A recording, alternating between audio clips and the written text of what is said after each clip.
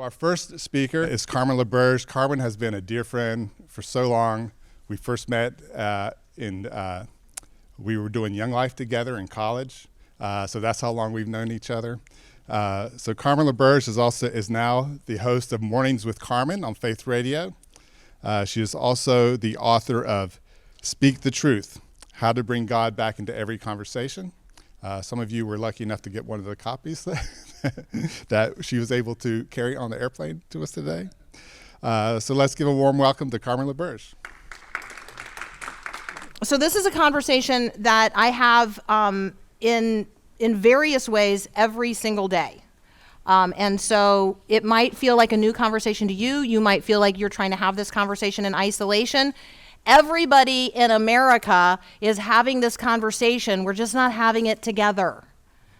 This conversation is happening in isolation. Everybody is having this conversation. And so we're just trying to figure out how to have the conversation increasingly together with more and more voices at the table, even voices that might be saying something that you find offensive. Because here's the reality.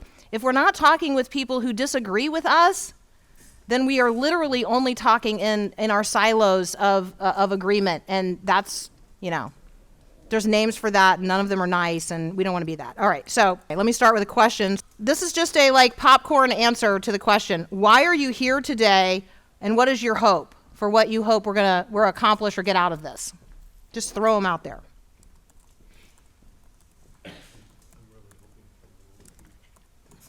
You're hoping for world peace? Yeah. Fantastic. We have a candidate over here for Miss America. All right. I'm saying, we have a series of questions for you next, and there will be a fashion show. Okay. Great. I am also hoping for world peace. I know the Prince of Peace. I am possessed of the peace that passes understanding. I have been called to sow peace and be a peacemaker in the world. So if you want world peace, right, let's be living into those realities, right? This is not your home. I don't know if you're aware of that. Those of us who are been migrants our whole lives, we just really or nomads is maybe a better word. Where are you from? Mine would be unroll the scroll, right? If you're in the room, you probably live or are from a place that I have lived at some point in time. I lived in Orlando for about 14 months, right? It did not take the people of Orlando very long to be move along, take your travel bag and go along. So mostly I have lived in the States, in the southeastern United States. I now reside in Tennessee, but I grew up in Tampa. I went to the University of Florida, then I went to Princeton for 3 years, went and served churches in Texas and then Georgia, South Carolina, here for a stint, I don't know, I might have missed one in there. Anyway, and landed eventually in Tennessee when I married my husband almost 13 years ago now. So now I'm a lay person who lives on a farm and raises chickens and dogs and cows and fruits and vegetables, right? And I'm a radio broadcaster because technology provides an opportunity to talk to more than 100,000 people live from 6 to 8 a.m. Central, Monday through Friday, in 170 countries around the world. So do I have more ministry impact now or serving as an associate pastor in a discrete congregation, on a barrier island in South Carolina? I don't know. You do the math, right? So it's not like I'm not doing ministry anymore because I'm not doing ministry in the context of one local congregation. I do get the pastoral perspective. I do get it. I did live there for a long time, regardless of how you feel about women serving in ministry positions that are paid in churches. Regardless of how you feel about that, I have seen it from the inside of the clergy clique, all right? I do know where you live, and I know it's hard. And I know that the sheep bite. I know that the sheep bite. I also know that sometimes we can get to the place where we imagine it would be better to beat the sheep than to feed them, right? I get that too. I understand that. So I see you today. All right, if you weren't coming hoping that we were going to arrive at a point of world and global peace, which, by the way, because I am the person who brings the mind of Christ to bear on the headline news of the day, it's possible that Russia has sent something up into space, and today, during our time together, is going to disable every satellite we own. Now, if that comes to pass, your internet service is probably going to go down. So just know that might happen today. Will Jesus still be Lord? Will we still be citizens of a kingdom? Will we still have a king? Will things outside have gone to hell in a handbasket in less than a minute? Oh, yes. Right? This is the context of ministry to which you've been called. This is the time, this is the day, and it's a great opportunity. It's a great opportunity. Maybe there's never been a time where things have been less certain. How much fun is it to be certain in your faith in a time when things have never been so uncertain? People are, for the most part, operating out of fear. No matter what they're presenting with, most people are operating today out of fear. And their fear is based on some kind of anxiety. So, do I have a title that I'm supposed to be working off of? Does it even matter to you? Something about how to speak. The voice of truth in an age of hopelessness. Fantastic. The voice of truth in the age of hopelessness. I wrote a book called Speak the Truth, How to Bring God Back into Every Conversation. I wish now, and that's a 2017 publication date, so you can imagine I was writing it in the context of the 2016 fun we were all having as Christians in the United States of America. I was also writing it as a broadcaster on the Salem network. If you're familiar with Salem, there is some corporate political water being carried by religious broadcasters, all right? I couldn't carry that corporate water, and so now I am a broadcaster with the Faith Radio Network, where we're not angry with anybody. Angry is over. We are going to talk about the Jesus-related things, and we're going to do so sometimes from what might sound red to you, and sometimes from what might sound like blue to you, but it's going to sound like Jesus. And then we're going to, let the chips fall where they may. We are listener-supported radio, which means we're not reliant on any dollars but the dollars of those who listen to us. Does that sound like pastoral ministry to you? Does that sound like I might get threats from people? I am going to withdraw my funds, and I have been a supporter of this radio station for this long, but I heard you say this today, and if that's what you believe, then I can't support you any longer. Anybody live there? Yeah, I'm right there with you. I also don't worry about that. And I know that that's a little bit different because you can actually see the eyeballs, and you are counting the noses, and you are counting the people in the seats. I think our metrics are going to have to be increasingly different as we move forward as kingdom people. Our metrics are going to have to be different. So what do you measure? What do you measure? And how is the leadership team of your church measuring you? What are you measuring? How do you measure things? And on what list of criteria are you being measured? If your leadership team's not asking you how much time you are spending with the Lord, they're not measuring the right things. There's just no way you're going to be able to continue walking in this world as an ambassador of the King and the kingdom if you're not spending a lot of time in his presence, personally, substantial time in the presence of the Lord. People can tell if you've been with Jesus. People can also tell if you haven't. Okay, the voice of truth. Anybody want to start singing the song? As soon as you hear that, don't you just do I have anybody in here who's instantly wants to start singing? Thank you. All right, the voice of truth tells me a different story. Thank you. You guys we have little stars for you at the end today, little stickers. Every sermon is a children's sermon. If every sermon you preach is not telling a story, it is falling on a lot of deaf ears because we live in a story culture. And most of the people, whether or not they will admit it, most of the people you are preaching to, no matter what context you're preaching in, no matter what that looks like, most of them are illiterate biblically. So every sermon is a children's sermon. If you are preaching a 400-level sermon to children, how much of it did they really understand? Very little. We are all familiar with the narrative arc of redemptive history, are we not? Right? There's 4 chapters in the narrative arc of history. If you go to Case Thorpe's office, they're printed out on a little card, and you can look at them. It's the narrative arc. Not everybody knows the narrative arc. They don't know the story. And then we drill down into one verse or one little pericope, and we think they are hearing that in the context of the redemptive arc of history. And they got no idea what you're talking about. They got no idea. You see and you hear cultural references to the Good Samaritan, do you not? Do you think the culture knows the story of the Good Samaritan? No, they don't. Do you know that most states in the United States of America have a Moses law? Did you know that? It's a safe baby law. But they're actually called Moses laws across the country. Do you think anybody across the country knows why it is totally okay within 3 days of birth to drop a baby off in a safe place like a fire station? It's a Moses law. Do you think they know the story? Do you know the story? Do you even know what I'm talking about when I say Moses in the little basket with the, okay. Shoo, okay. We're working on it, okay. Now, political polarization, that's entirely new, right? Jesus experienced no political polarization in his day, correct? I mean, he lived in a time of peace.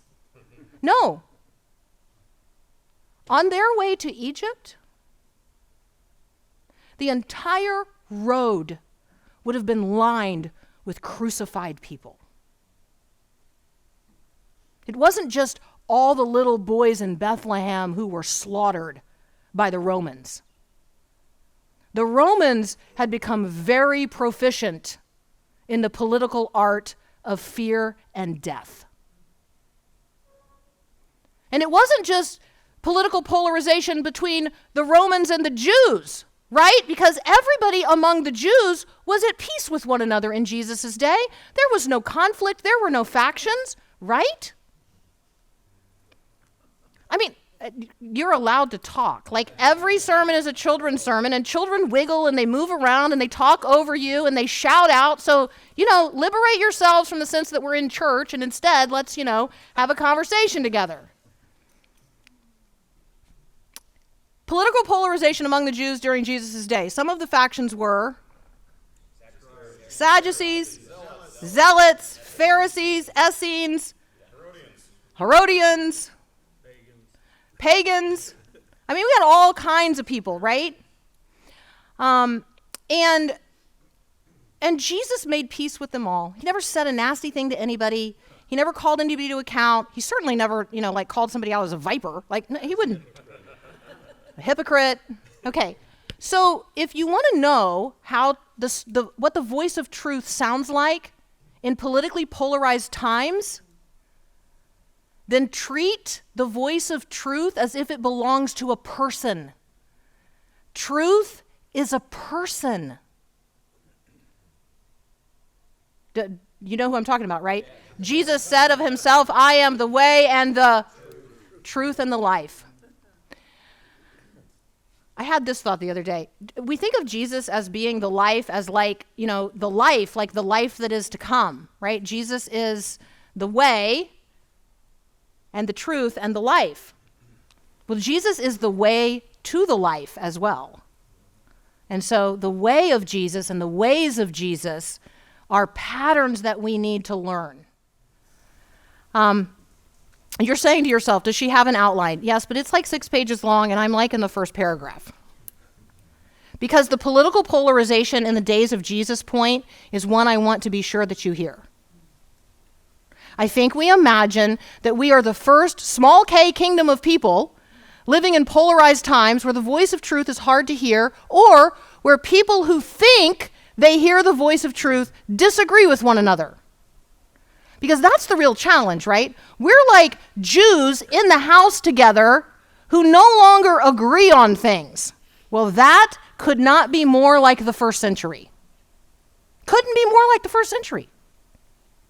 But if you start thinking about it that way, that the church in America today is like the Jewish community in the days of Jesus, maybe it will give you just a little bit of a different way to think about it. There are the Sadducees. There are people who are confused about the resurrection of Jesus and are deniers of it and all kinds of, heretical nonsense, right? But we still love them, and we are still hopeful that they're going to come around, and we are speaking truth to them in ways that, sort of capitalize on apologetics because they are asking truth questions. But most people aren't asking truth questions. Most people are asking goodness and beauty questions. So let me ask you, three transcendental realities of who God is are what? God is good, beautiful, and true, right? Truth, goodness, and beauty, right? 3 transcendental virtues. You've heard of this, right? You've been to seminary. Over on Curryford Road by Conway is a dentist, and the name of the dental firm is Transcend Dental. I like it. I promise you. Curryford and Conway. I'm going to need a picture of that, right? So that's good. Goodness, beauty, and truth. Most of us who went to seminary were trained to answer the question of what is true. That's the question seminary prepared you to answer. We live in a culture that is not asking that question. So you are spending a whole lot of time answering a question no one is asking. You are answering a question no one is asking. The modernist mind asked the question of truth. We don't live in that world anymore. And between the modernist understanding and where we live today, we've already passed through another world, and that was the world that asked, is it good? Is it good? Does it feel good? Does it do good? But that's not even the question the current and rising generations are asking. They are beauty junkies. They are 100% visually driven, and they are asking one question and one question only. Is it beautiful?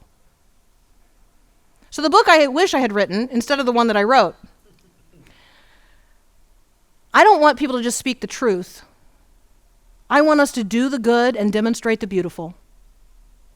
We got to put flesh on the gospel today in ways that, yes, are truthful and yes, are good, but are genuinely beautiful. The bride has lost her attractiveness in the world. So, political polarization is an issue, but it's not politics to which you were called as a pastor. This is the other maybe myth that I want to tear down today. If God had called you to politics, you'd be a politician. God called you to pastoral ministry of one variety or another. And so that means you function under whatever form of government happens to be operating in the small k kingdom that you live in. And it doesn't matter which kind of administration we have either. You're going to be a Christian pastor no matter who is the president of the United States or the governor of the state in which you live or who the county officials are, or on and on and on. Go down the list. And if the Soviet Union blows all of our satellites out of the air and, some time in the near future, the sovereign government in this land is communist, guess what? You'll still be a pastor. There will still be a big K kingdom, and you'll still be responsible to advance it.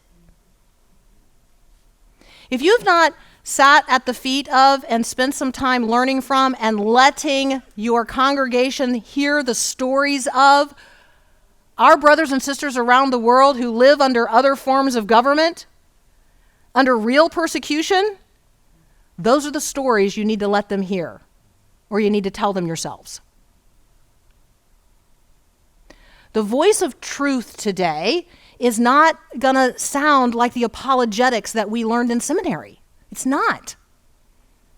It's going to sound like a story of a woman who was standing at the gas pump, immobilized.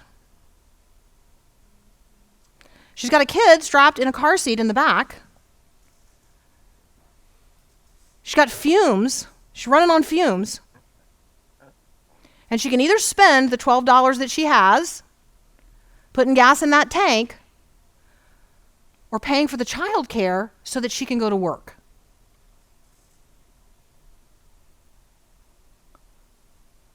She does not need a sermon on soteriology.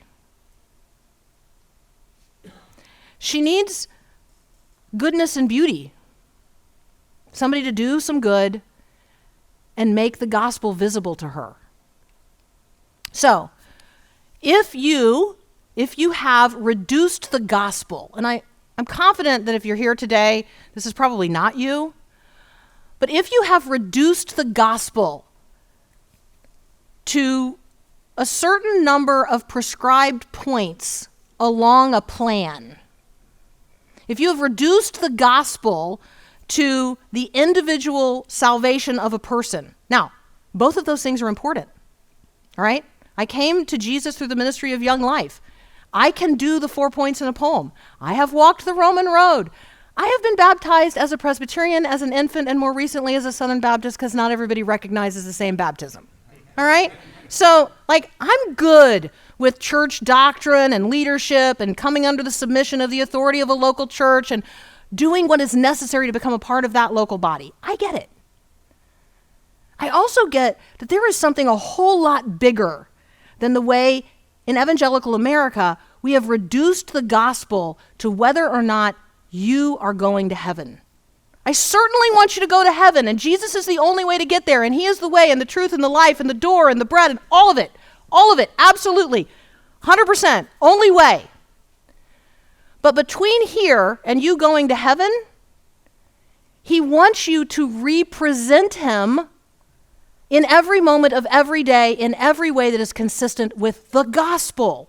That whole redemptive narrative arc over all creation is groaning with eager longing for man's redemption, not just yours.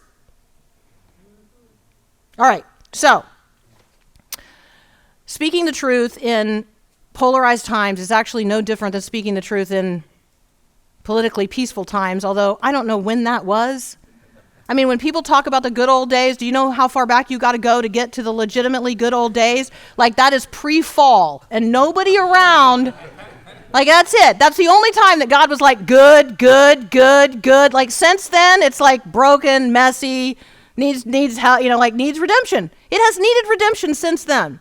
So anytime somebody's the good old days and they're referring to some point in the past, particularly they're doing this about your local church, right? And they're well, hey, in the good old days, you want to know about that. Because that good old day was only relatively good for a relatively few. Now, that's the truth. And that's the truth in every community. So, thinking about what we've already talked about, why you are in the room today, and how we can help, throw something out. Yeah. Your statement that everybody in here, your cult to ministry, not politics. How do you reconcile the Black Robe Regiment and Muhlenberg and the signers of the Declaration that were preachers with that statement? So I am very much interested in having big K kingdom conversations and shifting the emphasis of our conversations locally. Even with my own parents. You want to really drill down? I'm talking about the conversations I have to have with my parents, who spend a whole lot more time watching one particularly politically interested news station than they do listening to a pastor. And since COVID, they don't go to church anymore. They go to church on television. They're 85 and 90. They go to church on television, right? And who did that station tell them they should be listening to? Because that's who they're listening to now. And so the gospel that they're hearing being reinforced is very politically partisan. Very. I want to help the church find a way back into conversation with my parents. They are gonna meet Jesus soon. And I want them to hear, well done, good and faithful servant, not like, what did you do with the last 5 years? Like, what were you doing? Why did you listen to that? Why did you accept that as gospel truth? You know the truth. You've read the Bible. So I think some of this is, when I say, like, let's have a come to Jesus conversation, I literally want to be having a winsome come to Jesus conversation with people. And so, do I have a black robe in the closet? I do. My mom actually thought I was going to be a judge one day, like go to law school, be a judge. How disappointed she was when I didn't do that, and I went to seminary instead. I don't think people care. I don't think there's a lot of pastors wearing robes anymore. And the ones who are, I mean, when you talk about the way the culture views that, don't you think that's confusing to the culture today? Where do they see black robes? Academia, the seat of a judge, and on some members of the clergy. So that's going to require some explanation if you're going to wear one. And I'm not saying that you shouldn't wear a black robe. I'm saying I don't have to reconcile that to you. You have to reconcile that to the world. Does that make sense at all, or have I just talked around the question? Okay. When I say Black Robe Regiment, I meant the revolutionary pastors that got involved in the Revolutionary War. They brought their congregations into, I mean, I don't think we'd have a country if it wasn't for preachers getting involved in politics. And you may have the opportunity within the days in which you're living to make that choice. But you think it's one or the other. You don't think you can do both. I have been in the meeting in Nashville, Tennessee, where the conversation has been had about arming people in preparation for civil war, and pastors being in that conversation. This is not a speculative question. This is an ongoing conversation in some parts of the country. I don't want to live in the midst of that. I don't want Christians taking up arms against their neighbors. I don't know right now what side you'd be on. What does that even mean? When they're talking about it, what does that even mean? And so I think the Civil War conversation is a real one. It's not going to be as clear as the last Civil War that we fought, and there were Christians on both sides of that. So this is definitely a day and time in which Christians need to understand the difference between the kingdom, big K, and kingdoms of this world, little k. Absolutely. I have a son who's a Marine. I know what a well-trained military person is like. I also know he has a soul wound that is so deep, only Jesus is going to be able to touch it. I wouldn't, as a pastor, want to lead people into that. I mean, it is no small thing to take a human life. Ask any woman who's had an abortion. I don't care if she goes into it thinking it's nothing. She will be able to tell you right now the day and the time and the place and the questions. It is no small thing to take a human life. And so when we have any sort of cavalier conversation about, going to war with our neighbors, could Jesus not have called down legions of angels and swept up the Roman problem and liberated the Jews and set up whatever kind of country he might have wanted? I mean, he certainly could have, right? And it's not that Peter's not allowed to have a sword. Peter has a sword. Jesus doesn't say, what the hell are you doing with a sword? That's not the question, right? It's put away your sword, right? This is not the time and the place to be, chopping off people's ears, right? He wasn't aiming for his ear, by the way. What? He wasn't aiming for his ear. Peter wasn't even a good shot. Which might indicate that we don't really want to let the fishermen who are untrained in such things to go be the warriors. I don't know. That might be reading something into the text or just leapt into my mind. All right, so we have got to change the conversation And we have to do it conversation by conversation, and we have to do it by asking better questions and telling better stories. And we have a better story. Some of this goes to like actually asking people the question, like, why are you here today? What do you want out of this? If you could ask everybody in the room one question, what would it be? Anybody got?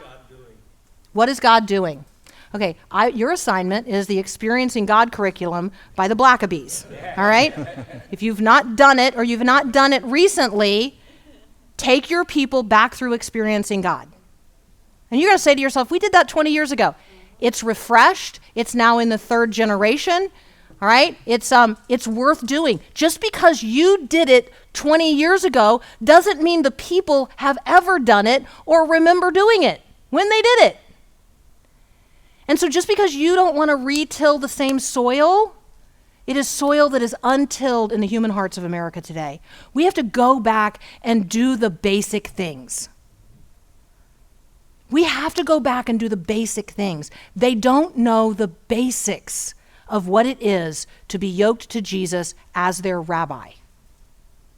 To walk with him, to hear him, to feel the beat of his heart next to theirs, to not take one step out of alignment with him, to understand his character and his ways. People don't know that. They're not operating out of that worldview.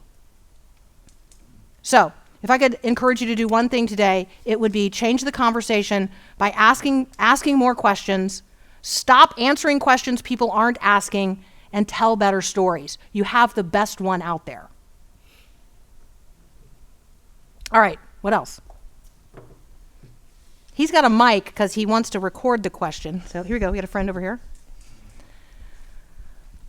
Gabriel, yes. You wrote your name tag big enough that even like a middle-aged woman could see it. So I appreciate that. As a middle-aged man, I need big names. So thank you. Thank you for your presentation and your time. Thank you. And your ministry.